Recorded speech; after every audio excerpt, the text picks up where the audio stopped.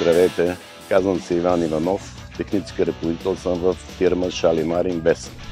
Съгласно строителния график, обектът трябва да бъде завършен и въведен в експлоатация 2026 година, юли месец. Строително-монтажните работи се изпълняват съгласно изискванията на стандарта.